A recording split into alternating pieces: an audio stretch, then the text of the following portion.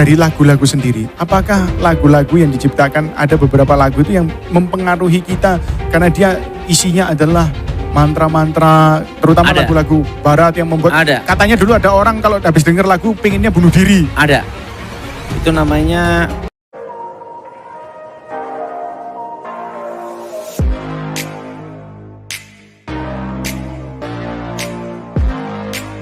Shalom, sahabat John Pregado. Senang sekali bisa bertemu kembali dengan sahabat di channel ini. Terima kasih sahabat sudah setia mengikuti channel ini sampai hari ini. Saya berdoa kepada Tuhan, kiranya Tuhanlah yang membalas dan memberkati kita semua. Sahabat, apabila diberkati melalui video-video kami, marilah dengan murah hati share video ini kepada teman-teman yang lain agar mereka juga diberkati seperti kita. Hari ini kita akan dilayani oleh hambanya, oleh anaknya yang luar biasa, pasti akan memberkati kita.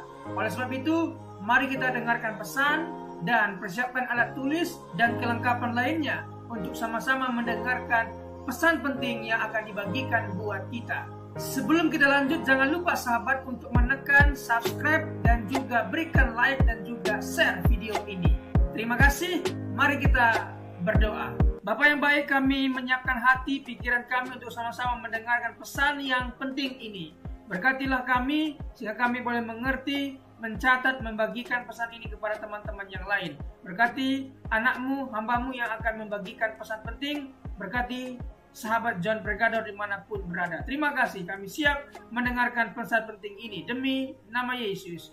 Amin. Hari ini bersama dengan saya ada Pendeta Daud Tony, dan hari ini adalah hari yang spesial karena kita akan berbicara mengenai mantra. Apa itu mantra? Mari kita kupas tuntas hari ini mengenai mantra. Shalom Pak Pendeta. lanjut. Pak, mantra itu apa tuh? Mantra itu bukan hanya sekedar kata-kata yang diulang-ulang. Kalau di dalam ilmu kebatinan, ilmu batin, ilmu gaib, mantra itu adalah kata sandi di alam gaib. Kata sandi? Kata sandi di alam gaib, di alam roh. Jadi ibaratnya kalau itu dihimpun passwordnya. Nah, mantra itu ada dua jenis. Mantra terucap dan mantra tidak terucap. Nah, mantra tidak terucap itu jenis mantra yang berhubungan dengan geraan. Namanya geraan penyembahan. Nah, makanya ada geraan-geraan tertentu yang bisa menimbulkan kesurupan. Karena itu ada kata sandinya. Nah, mantra tak terucap juga dapat kata sandi juga untuk memanggil dunia arwah. Tapi itu bukan arwah orang mati, itu roh setan menyamar. Nah, itu kata sandinya itu berhubungan dengan biasanya ngedruk tanah 3 kali, baru mengucapkan kata sandinya, ya berupa mantra itu. Tapi kalau dia terlalu semangat, ngedruk tanah 10 kali, enggak datang. Jadi harus tepat 3 kali ya 3 kali. Iya, kata sandinya. Nah, kegunaannya mantra itu apa saja? Di ilmu apa saja sih Pak? Mantra itu banyak sekali ya, ada yang ilmu kebal, ilmu pengelarisan, pemanggilan roh, setelah itu keselamatan, pengawetan muda, termasuk ilmu guna-guna, banyak macam ya. Bahkan di Alkitab ditulis ya, kalau mantra itu belum diucap, sudah terlanjur digigit ular, mati berarti ya. Berarti dari zaman dulu tuh sudah ada yang namanya mantra. Ada. Nah, seperti mantra itu untuk nundukkan ular itu jenis mantra kata sandi berhubungan dengan hipnotis. Jadi ada kata-kata sandinya sendiri. Jadi ularnya dihipnotis begitu? Iya, dikendalikan roh namanya. Lah kalau tadi dikatakan bentuk mantra itu ada 2, terucap dan tidak terucap, termasuk gerakan. Nah, sekarang saya mau tanya Pak, kalau mantra ini diucapkan oleh orang lain, katakanlah orang awam yang tidak tahu, wes kamu ngomong ini, itu bisa jadi atau enggak? Kalau kata sandinya tidak tepat, tidak bisa. Termasuk yang mengucapkan, kalau dia lupa kata sandinya juga tidak bisa. Makanya mantra itu pada waktu belajar, itu yang belajar ilmu gaib ya, ilmu hitam ya, terutama ilmu hitam ya. Makanya ada puasa. Ada yang topo ngebleng, tidak makan, tidak minum 3 hari 3 malam. Untuk mengucapkan mantra itu dengan sandinya terus. Supaya kekuatan roh yang diundang dan sandinya itu sinkron. Jadi diucapkan terus-menerus berulang-ulang begitu ya? Supaya kata sandinya itu sinkron. Nah begitu kata sandi sinkron, langsung roh itu masuk. Nah kalau mantra itu apa ada tingkatan-tingkatannya Pak? Mantra itu tergantung roh yang dipanggil itu tingkatannya apa. Ya gini ya, di alam roh itu di alam gaib, tingkatan-tingkatan roh itu kan ada 5 tingkatan. Tingkat pertama kan Raja Iblis, yaitu Lucifer. Nah, Iblis kan Lucifer. Yang kedua, penguasa-penguasa di udara. Ini berhubungan dengan jenderal. Nah yang ketiga, yaitu berhubungan dengan namanya penghulu. Nah kalau penghulu ini kan setingkat roh teritorial satu pulau. Makanya kan kalau jimat yang ada di Madura, dibawa aja ke Kalimantan, itu kekuatannya berkurang 75 sampai 80%. Karena apa? Waktu pindah ke sana harus ada izin mutasi pindah. Nah itu namanya teritorial. Nah penghulu ini tingkat satu pulau. Nah yang keempat roh-roh jahat. Nah roh-roh jahat ini selalu berhubungan dengan yang roh-roh yang menyamar menjadi orang mati dan lain-lainnya. Nah tingkat yang paling bawah itu jin. Jin itu setan tingkat paling bawah. Di Alkitab kan ada kata jin juga. Jadi jin itu adalah setan tingkat paling bawah. Ya kalau jenis kayak genderuwo, tuyul dan lain sebagainya itu tingkatannya apa itu Pak? Itu masuk tingkat jin, ASEAN. Masuk tingkat jin. Pak, diceritakan pengalaman mengenai mantra ini apa yang paling berkesan? Dalam arti pada waktu Bapak sebagai hamba Tuhan menghadapi yang namanya orang yang merapalkan mantra kepada Bapak. Oh sering ya. Setengah dari hidup saya kan adalah peperangan. Nah, ada yang baca mantra, ilmu kebal, ngetes. Dia dibacok enggak apa-apa, di karton enggak apa-apa. Ya saya doain darah Yesus ya rontok juga. Sana ada yang berdiri di atas pedang. Itu banyak sekali kasus-kasus seperti itu. Sana kiriman santet, kiriman mantra-mantra guna-guna. Kan nanganin kasus itu saya tuh sudah puluhan ribu ya, sampai lupa. Saking banyaknya. Saya dengar katanya ada bahkan orang yang melakukan tindak kejahatan ngerampok rumah itu pakai mantra orang bisa tidur semua Pak. Itu ilmu sirap, saya dulu punya. Jadi ilmu sirap itu, kalau dulu nama ilmu sirap saya namanya sirap Begonondo. Jadi begitu mantra diucapkan, itu malam ya, itu harus arah anginnya sama. Nah repotnya angin balik itu. Makanya kalau orang mau nyirep harus lihat arah angin. Saya itu wetonnya. Weton, san daerah itu apa. Penunggu di situ apa. Saya itu baca mantra, arah anginnya tepat, langsung satu kampung tidur semua. Nah dulu orang ngerampok kayak ilmu sirep. Kalau saya dengar dari Pak Pendeta, berarti orang yang menggunakan ilmu hitam aja mau melakukan sesuatu itu ada aturan. Lihat wetonnya, lihat arah mata angin dan lain sebagainya. Iya. Repot ya. Nah tapi kalau sekarang jadi hamba Tuhan, di kekristenan itu sebenarnya ada aturan-aturan itu atau asal kita pokoknya dalam nama Yesus semuanya beres? Ya ada aturan. Aturannya percaya. Kedua, jangan aneh-aneh lah. Kadang itu orang itu jadi batu sandungan, aneh-aneh. Misalnya bawa dikasih garam lah, dikasih air yang dari manalah, tidak ada pengaruhnya. Sebenarnya itu yang penting iman kita lah. Dan aturannya apa ya, sesuai hukum Tuhan aja lah. Gak usah neko-neko itu. Oke. Pak, ini dampaknya orang yang kena mantra itu biasanya apakah dia itu tiba-tiba jadi linglung atau dia kelihatan enggak sih orang kalau kena mantra itu dampaknya kelihatan atau enggak? Kelihatan, kalau kena guna-guna itu mata kosong. Kedua kalau kena santet, jadi gini ya, cara ilmu santet bekerja masuk dalam tubuh yang paling lemah dalam diri manusia yang dituju. Makanya santet itu tergantung yang lemahnya apa, perut, yang kena bagian perut. Lemahnya kepala, yang kena bagian kepala. Kaki, yang kena kaki bagian kaki, gitu. Jadi ilmu santet itu waktu nyerang, dalam tubuh manusia yang paling lemah itu apa? Itu yang diserang. Berarti santet dengan mantra ini ya bergandengan ya Pak ya? Iya. Oke, nah sekarang Pak Pendeta, kalau tadi ada mantra yang tidak terucap, berarti karya-karya seni itu juga kadang-kadang bisa mengandung mantra. Contohnya lagu, katanya ada lagu Jawa itu bisa manggil kuntilanak, seperti itu. Itu benar atau enggak sih? Itu kan mantra terucap kalau lagu itu. Berarti di karya-karya seni termasuk lukisan, itu apakah bisa terjadi. Nah kalau berhubungan dengan benda, itu bukan hanya mantra, itu berhubungan dengan jimat. Nah, film Indonesia, film horor Indonesia. Wah, setan Indonesia ini lebih serem daripada setan Eropa. Nah kok bisa Pak Pendeta? Lah di Eropa kan jarang ada suster ngesot. Kuntilanak, sundel bolong.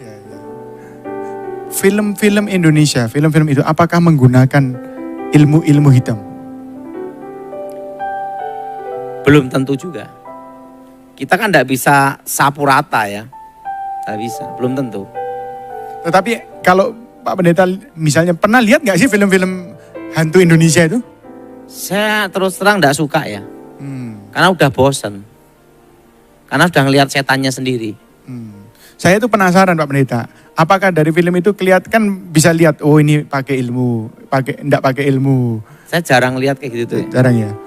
Nah, kalau dari lagu-lagu sendiri, apakah lagu-lagu yang diciptakan ada beberapa lagu itu yang mempengaruhi kita karena dia isinya adalah mantra-mantra, terutama Ada. lagu-lagu barat yang membuat Ada. katanya dulu ada orang kalau habis denger lagu pengennya bunuh diri. Ada. Itu namanya gelombang otak. Kalau itu jenis lagu yang dipersembahkan ke iblis dan itu kata-katanya pun untuk mempengaruhi gelombang otak. Itu hampir mirip dengan apa tuh gelombang seperti mempengaruhi alam bawah sadar, getaran frekuensi namanya. Bisa. Lagu itu bisa dipakai Tuhan, tapi lagu bisa dipakai setan. Nah, Pak, saya mau tanya sebetulnya ini, dampaknya orang yang kena mantra, kalau orang percaya itu bisa enggak? Kan Alkitab berkata dalam Bilangan 23 ayat 23, tidak ada mantra yang mempan terhadap Yakub maupun tenungan terhadap Israel. Artinya kalau kita hidup dalam Tuhan itu tidak bisa kena, kecuali ada celah. Nah, ini celah ini menarik. Berarti orang percaya kalau berbuat dosa, mantra itu bisa masuk. Nah, celah ini selalu berhubungan dengan dosa yang mengikat. Nah, mantra kan ada dosa yang mengikat, ada dosa yang tidak mengikat. Nah, dosa yang mengikat itu contohnya itu berzina. Kedua ngerokok, itu mengikat. Merokok, nah ini kalau jemaat Tuhan ini harus digarisbawahi. Merokok itu adalah ikatan. Itu karena sekalipun pendeta lah ngerokok disantet pasti ambruk. Karena itu dosa mengikat. Dosa kan ada dosa yang mengikat dan ada dosa yang tidak mengikat gitu loh. Ceritain pengalaman Pak mengenai orang yang dalam tanda petik orang yang minta bantuan dari Pak Pendeta yang kena mantra tingkat tinggi. Nah itu seperti apa? Banyak ya. Saya nangani kasus di Kalimantan itu ada. Itu minta pesugihan buaya putih. Saya itu kasus pada waktu kerusuhan Sampit. Perang Dayak Madura. Palangka sampai Pangkalan Bun. Terusan kasus pada waktu pelayanan di daerah Sulawesi sama Pak Gilbert. Sama NTT Kupang. Banyak. Coba Pak cerita satu yang paling berkesan. Dalam hidup saya itu, saya punya lawan berat itu sekali aja. Waktu berhadapan dengan tokoh sakti India. Itu betul-betul saya tidak nyangka masih hidup. Dan menang. Itu aja. Karena waktu itu kan saya atas perintah ya. Kiriman dari India itu sudah melewati lintas laut, lintas apa, bisa sampai sini. Berarti benar-benar sakti betulan. Setengah dewa. Jadi ibaratnya saya menghadapi manusia setingkat setengah dewa. Saya pernah dengar kesaksian Bapak mengenai hal ini. Tapi banyak yang omong katanya itu kan cuman bohong-bohongan untuk narik, maksudnya orang itu untuk narik pengikut itu bohong-bohongan, itu sulap semua. Berarti itu benar-benar memang orang ini berilmu ya Pak? Yang berilmu. Saya kan ditugaskan waktu itu. Jadi nugaskan saya kan juga sudah meninggal juga. Bapak yang Bapak lakukan apa pada waktu itu? Pada waktu serangan itu datang? Saya doa darah Yesus. Hancurkan mantra, darah Yesus hancurkan kutub. Target daripada orang ini kan orang lain yang Bapak lindungi. Kenapa kok bisa sekarang tiba-tiba dia langsung berhadapan? Berarti di alam roh ini dia tahu Pak ya, ini yang membentengi, ini yang melindungi. Iya. Kalau sistem pengamanan kan ya kan seperti ini. Kita boleh mati, tapi yang kita amankan harus hidup. Nah waktu itu kan saya diminta untuk mengamankan presiden sama Pramono Edi Wibowo. Jadi apapun alasannya, apapun ininya, sebelum menyampai ke beliau harus saya dulu. Saya mau tanya Pak, kalau ada orang kena ilmu, kemudian kita mendoakan orang ini, di alam roh tahu ya, berarti ini yang membela. Tahu, Berarti kemudian saya jadi target utamanya dong. tahu. Ini ada cerita lagi. Ilmu terawang itu ada 2 jenis. Terawang langsung pakai yang namanya itu kekuatan mantra, langsung dengan air kembang itu telur, kaca, saya itu gini, itu terawang. Tapi ada juga terawang yang tingkat tinggi, itu pakai namanya burung. Biasanya yang dipakai itu burung elang.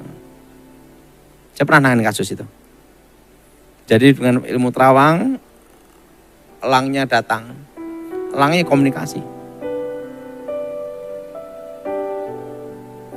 Waktu itu kan saya diminta sama jenderal ya, elangnya komunikasi.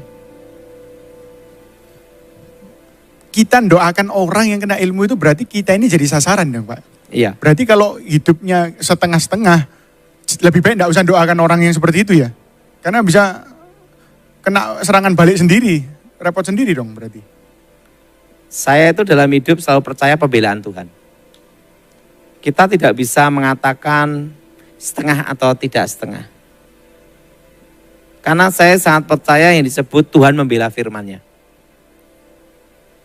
Sekalipun itu bukan pendeta, tapi dia percaya Tuhan membela firman-Nya. Jadi tidak bisa kita katakan menghakimi orang setengah-setengah. Harus lihat dari kehidupan doanya gimana ya. Ya berarti terutama itu kehidupan doa yang menentukan bahwa orang itu. Pak, sekarang saya mau tanya lagi Pak Pendeta. Banyak di antara kita pastilah, di antara semua yang menonton pernah melihat orang kerasukan. Kemudian saya tanya ini diusir 5 jam tidak keluar-keluar. Itu apa? Kendalanya apa? Kadang itu belum tentu kerasukan.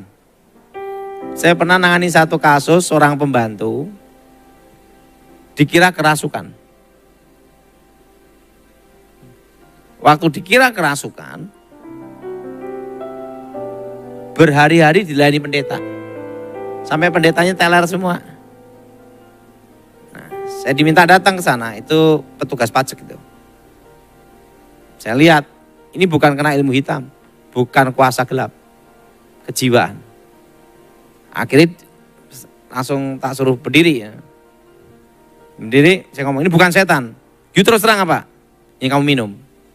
Nggak taunya dia punya pacar, dikasih pil koplo. Dia ngomong kalau ingin tidur, ingin sehat, seger, minum ini itu. Jadi minum pil koplo itu langsung teler. Telernya kayak orang kerasukan. Oh gitu. Pak, sekarang kalau misalnya kita kembali ke mantra. Nah, mantra-mantra itu ditujukan kepada kita. apakah itu bisa selalu menunggu waktu yang tepat untuk kena kepada kita, atau begitu mental ya sudah hilang? Atau dia menunggu? Menunggu. Makanya iblis itu selalu takut ya, menunggu. Makanya kan saya selalu mengajarkan setiap hari doa, darah Yesus sucikan tubuh jiwa rohku, darah Yesus bentengi aku. Langkahnya apa Pak? Setelah berdoa ini, apakah tidak perlu ada langkah yang lain? Ada yang perlu katanya pentahiran, masuk air, atau apa? Enggak. Saya dalam hidup saya enggak mau gini, kalau bisa dipermudah, kenapa dipersulit? Gitu loh. Iman kan enggak terlalu sulit-sulit amat, yang penting percaya. Jadi janganlah terlalu melebih-lebihkan, harus merendam air lah, mandi minyak lah, enggak lah. Saya doa, darah Yesus sucikan tubuh jiwa rohku. Ajari Pak, ajari doanya. Kita tutup, tapi Bapak ngajari cara berdoanya sambil kita tutup setelah itu. Doanya, darah Yesus sucikan tubuh jiwa rohku. Darah Yesus bentengi aku. Bebaskan kami dari yang jahat. Sederhana, begitu aja? Itu aja. Nah itu perlu diulang-ulang supaya merasuk, atau cukup sekali ya sudah begitu? Saya kalau diulang-ulang kan juga orang kurang kerjaan. Pokoknya setiap kali saya bangun tidur, mau doa pagi, doanya itu dulu. Waktu makan, itu dulu. Mau tidur, itu dulu. Mau kerja, pelayanan, itu dulu. Mau khotbah, itu dulu. Karena yang tak hafal hanya itu doang. Nah itu jemaat Tuhan. Dari kita harus belajar gaya hidup daripada Pak Dautoni dalam bangun tidur doanya seperti itu. Itu bisa dipraktekkan dalam kehidupan kita. Nah, karena kita percaya bahwa firman Tuhan dan doa kuasa Roh Kudus itu sama kepada satu orang dengan orang yang lain. Tuhan itu enggak pilih kasih kok. Jadi lebih baik kita belajar gaya hidup dari seorang hamba Tuhan. Apa yang dia lakukan sampai sekarang ini. Nah, daripada kan gini Pak Pendeta, setiap kita mengadakan talk show atau Bapak khotbah, di komen itu selalu ribuan orang yang komen, ratusan orang yang komen itu tanya nomor telepon, minta ditolong, masalahnya macam-macam. Lah kalau bisa berdoa sendiri kan, ya kalau sudah beres kan puji Tuhan, enggak ngerepoti Bapak kan begitu. Nah itu. Sebenarnya kekristenan itu simpel. Dari iman kembali ke iman. Saya sendiri pun banyak belajar ya dari pengalaman hidup. Kadang tuh orang tuh cari sensasi. Ngajar inilah, itulah. Sebenarnya kekristenan itu simpel. Dari iman kembali ke iman. Waktu saya baru bertobat kan, saya belajar doa Bapak kami enggak hafal-hafal. Saya tanya sama pendeta. Pak Pendeta, saya minta diajarin doa singkat tapi pamungkas. Karena saya enggak hafal-hafal doa Bapak kami. Pendeta ini ngajarin saya, darah Yesus sucikan tubuh jiwa rohku, darah Yesus bentengi aku. Nah, doa itu sampai sekarang tak ajarkan ke anak istri saya. Nah, kalau dalam hidup ini enggak usah terlalu ribet lah. Nah, kalau bisa dipermudah kenapa dipersulit kan gitu. Nah, itu demikian jemaat Tuhan bincang-bincang kita hari ini dengan Pak Pendeta Dautoni.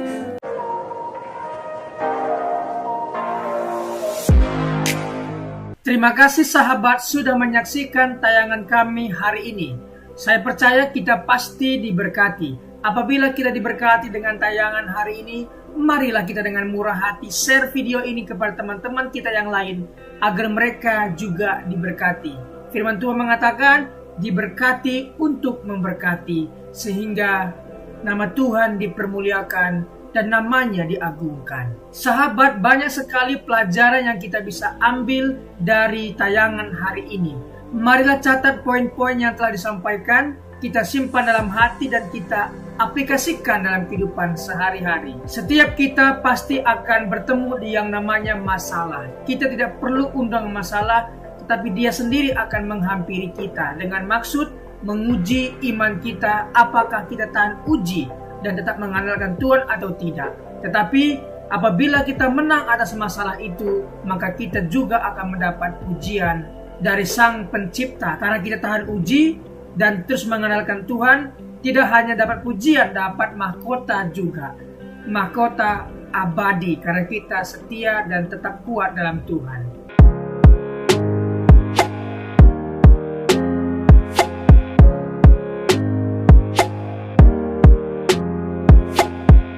Shalom, dalam kesempatan kali ini kita akan belajar satu tema yang tentu pasti akan memberkati kita, yaitu memilih yang benar.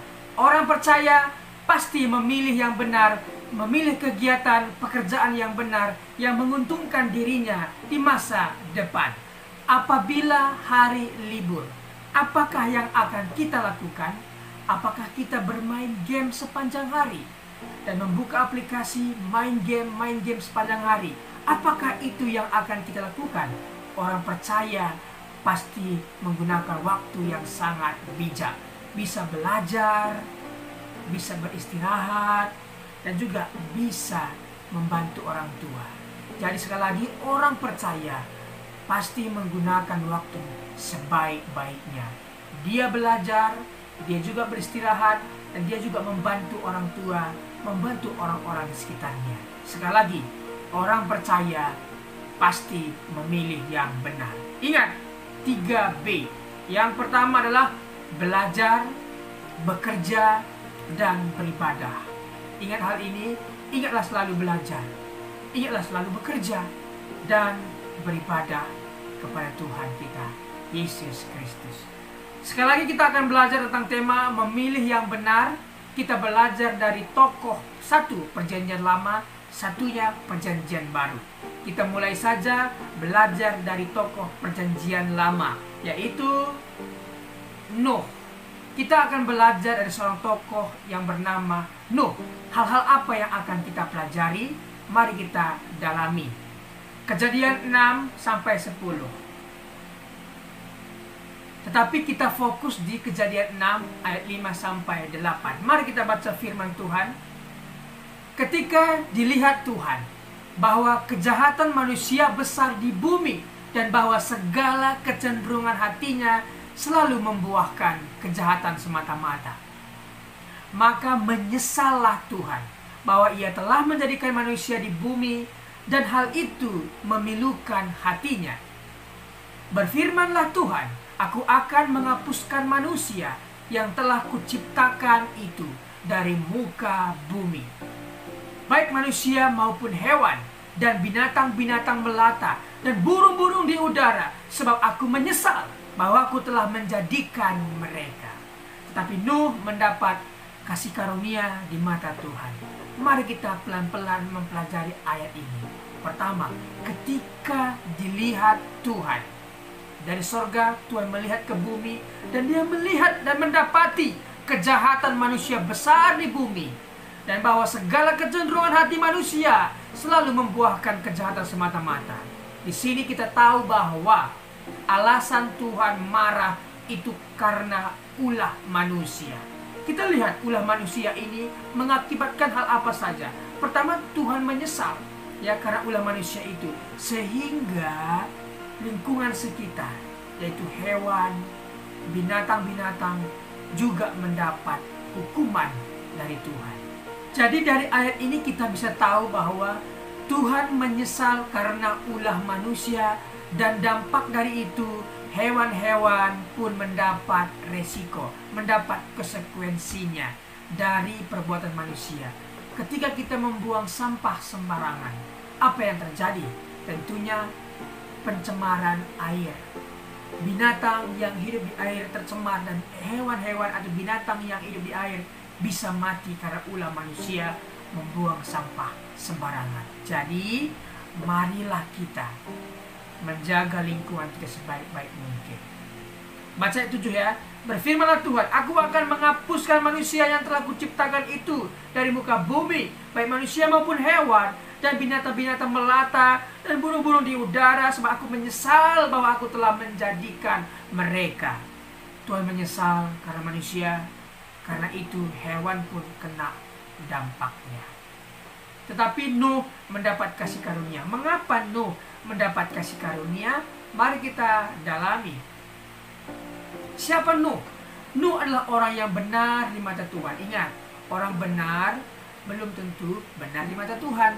Tetapi orang yang dibenarkan Tuhan, yang sudah diampuni Tuhan, dimaafkan Tuhan, dihapuskan Tuhan dosanya, dibenarkan oleh Tuhan karena dia percaya, dan saya percaya kepada Tuhan dan kemudian saya dibenarkan, maka orang benar ini mestinya melakukan hal-hal yang benar yang menyenangkan hati Tuhan. Seperti Nuh. Nuh benar di mata Tuhan dan dia mendapat kasih karunia dan dia dibebaskan dari malapetaka kedahsyatan air bah. Oke, kita belajar lebih dalam lagi. Tidak mau terpengaruh oleh pikiran, perkataan, dan perbuatannya. Artinya Nuh tidak mau terpengaruh pikirannya dengan pikiran-pikiran dunia, perkataan-perkataan dunia, perbuatan-perbuatan dunia yang tidak memberikan contoh. Dia tidak mau mencemari pikirannya, perkataannya, dan perbuatannya. Kita tahu bahwa sebuah kapal tidak akan tenggelam dengan air yang di sekitarnya. Akan tetapi kapal itu akan tenggelam apabila air yang di sekitarnya sudah masuk ke dalam. Artinya, kita tidak akan bisa terpengaruh apabila kita tidak mengizinkan perkataan-perkataan orang masuk ke dalam pikiran kita.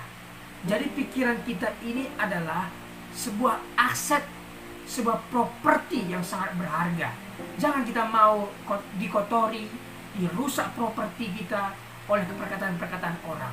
Jangan sekali-kali mengizinkan hal itu masuk ke alam pikiran kita. Tetapi mari kita pikirkan yang ada di atas, yang di sorga, yang indah, yang mulia. Itulah yang dilakukan oleh Nuh, sehingga Nuh berkenan di mata Tuhan. Senantiasa hidup bergaul dan beriman kepada Allah.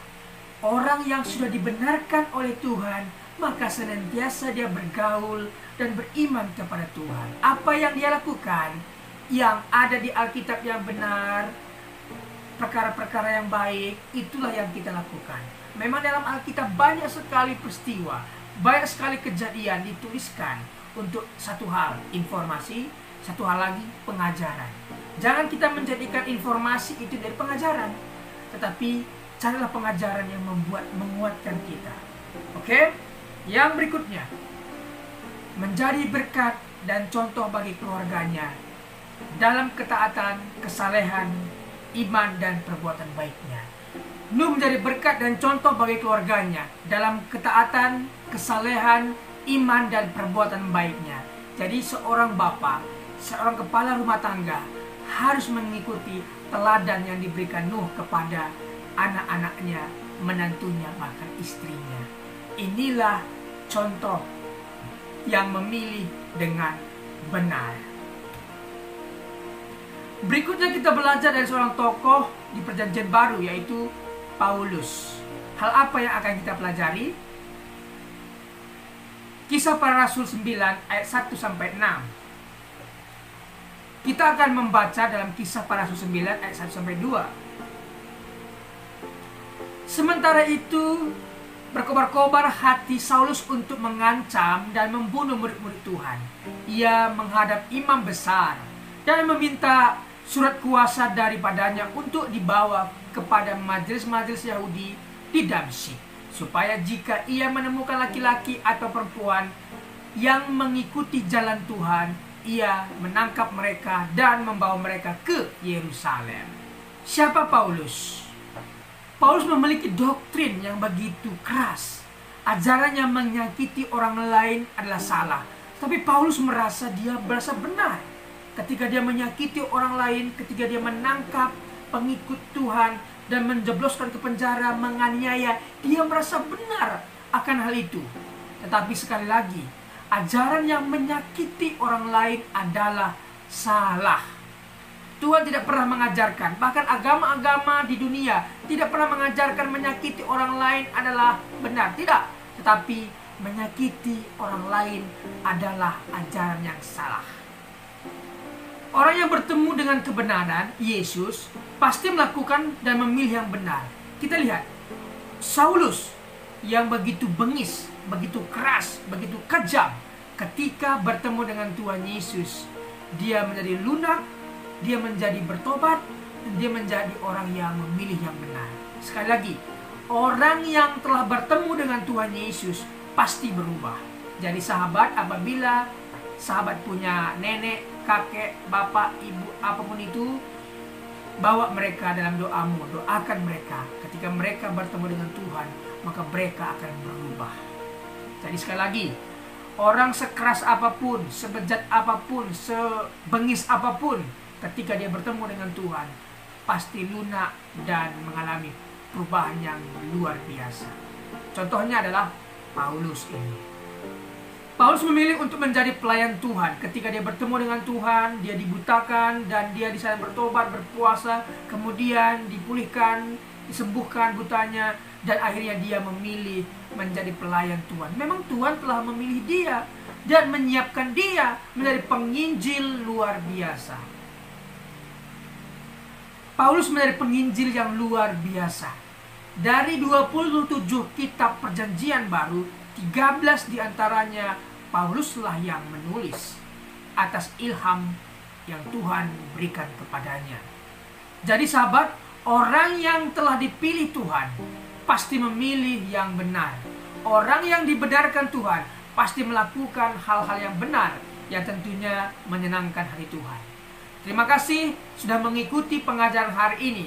Hari ini kita belajar dari seorang tokoh bernama Nuh dan juga Paulus. Terima kasih. Apabila ada komentar, pendapat yang berbeda dengan apa yang saya sampaikan, boleh tinggalkan komentar di bawah video ini. Terima kasih, Tuhan Yesus memberkati. Mari kita berdoa. Bapa, terima kasih buat kebenaran firman Tuhan, kesaksian hidup bersama Tuhan yang telah dibagikan. Sungguh kami diberkati. Berkatilah para pembicara hari ini. Berkati pendengar setia John Pregador. Terima kasih Tuhan. Demi nama Tuhan Yesus. Amin.